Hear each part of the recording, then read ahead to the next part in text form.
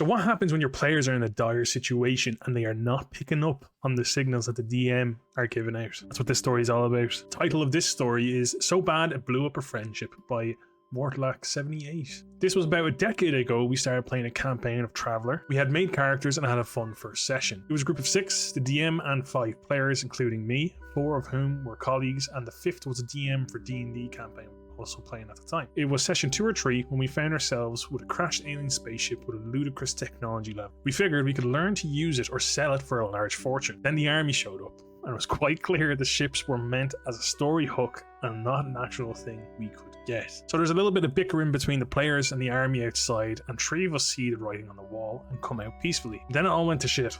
The remaining 2 players decided to make the fucking ship their Alamo, ready to defend it to the death. The DM clearly struggled to keep trying to persuade the players to surrender peacefully, though it'd have none of it. This went on for 3 hours with the DM desperately trying not to kill the 2 players. By this point, the DM is exasperated, and the 2 other players and I are bored out of our skulls, so I finally say to the DM, just kill them already. It seemed to be the prod the DM needed, and the 2 players in the ship were fragged with a grenade or something like that.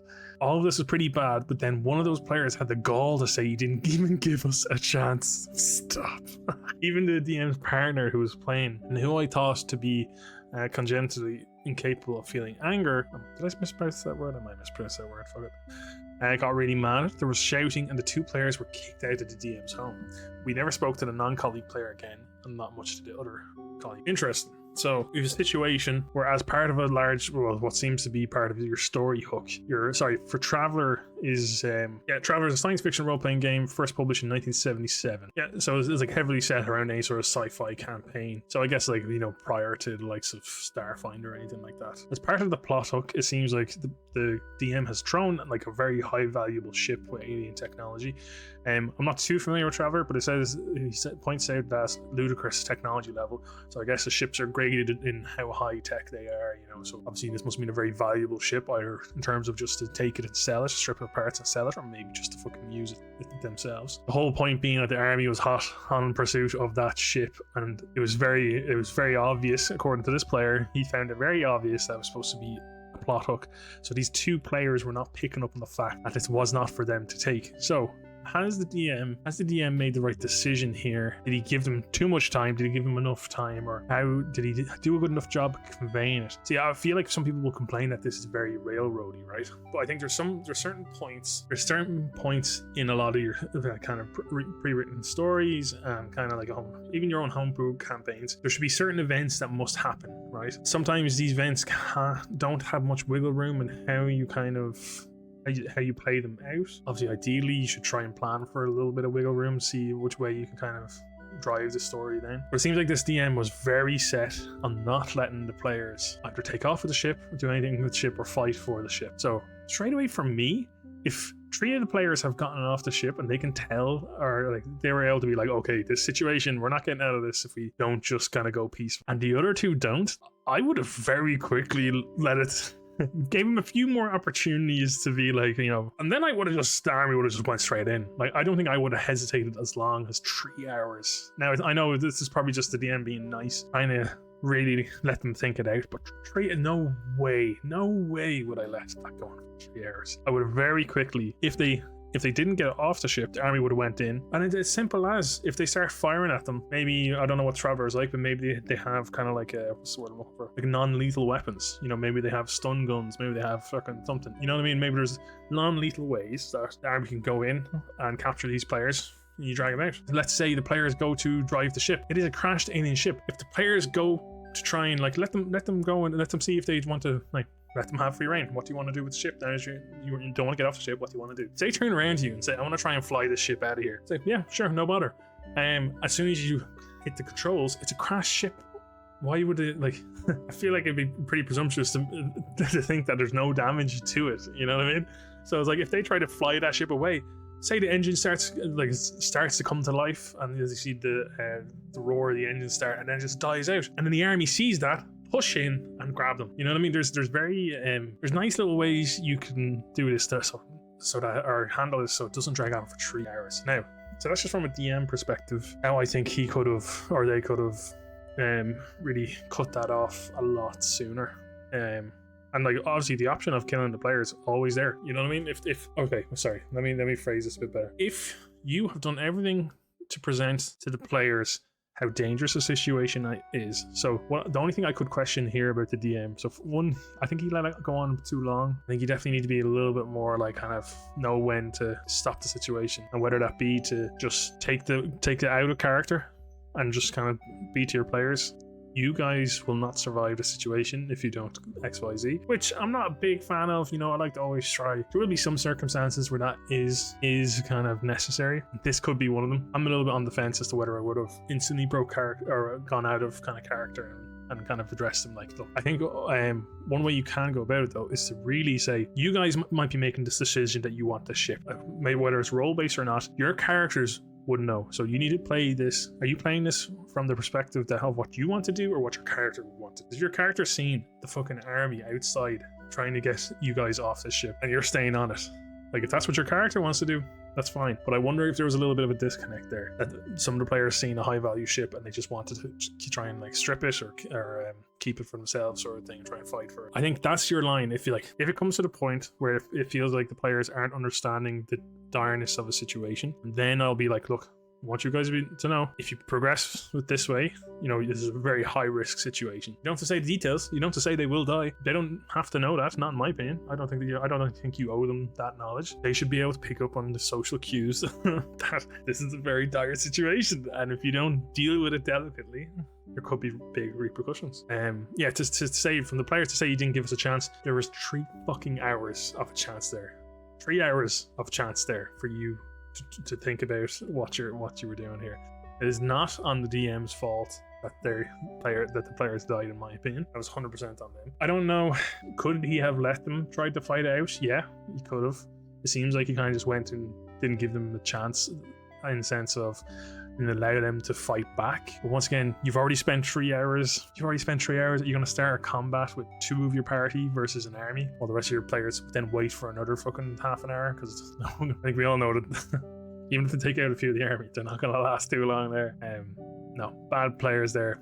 I think there was a lack of communication from. It's hard to know. I don't want to put the blame on the DM. I think the players are making bad decisions there. Not that you should ever feel like you have to be railroaded, but I think it's like, at the end of the day, a lot of these systems are based around like a collaborative storytelling, right?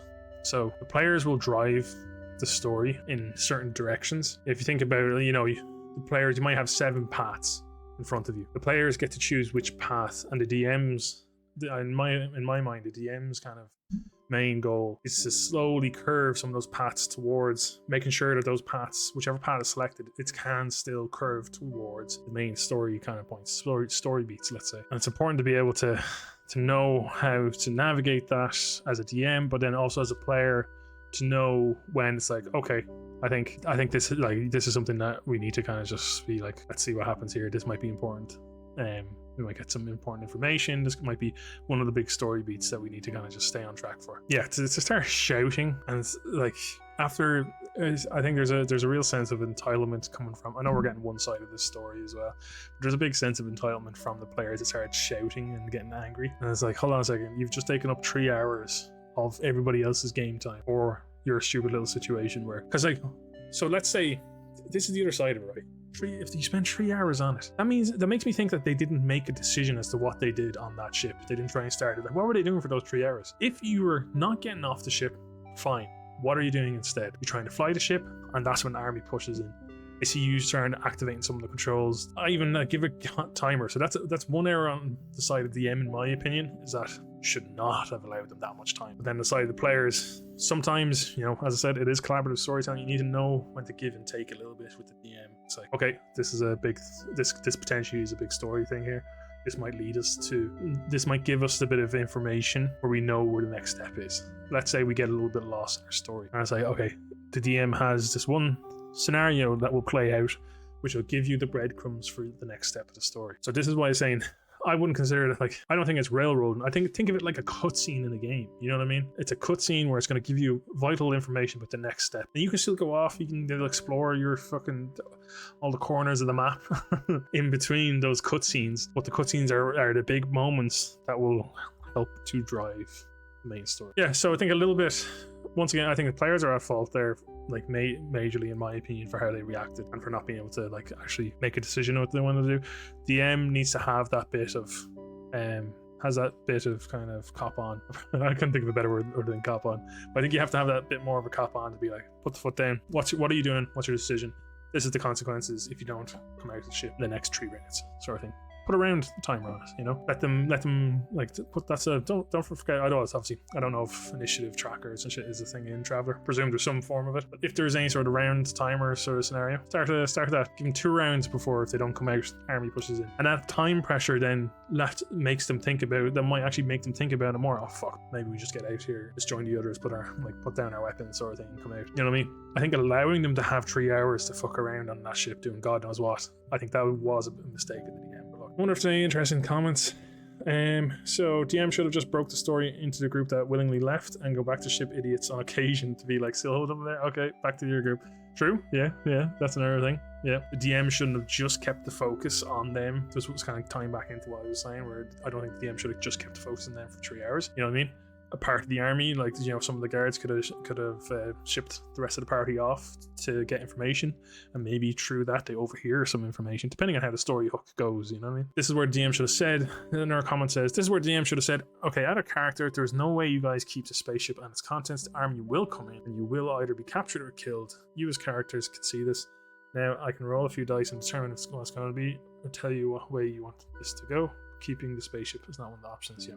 Yeah, so that's the option where we're like, take it out of character and tell them the consequences near, like this person wants to tell them nearly exactly the consequences, whether they comply with the army or not. Not 100% what I'd always go to, because I don't like telling people the potential outcomes, but I think you can go about this without saying you're going to be captured or killed. It's like, the army will come in and whatever happens.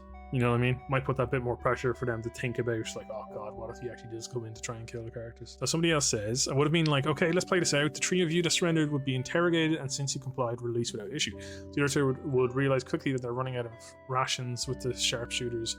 That's already with longbows. There aren't many options other than surrender. There's a small force of 157 horsemen on the way. Yeah, that's it. Like, it's hard to know how much the DM was hitting home, how outnumbered and like not possible it was for them to survive this situation. So yeah, like already here in the comments someone says, wow, talking about railroading.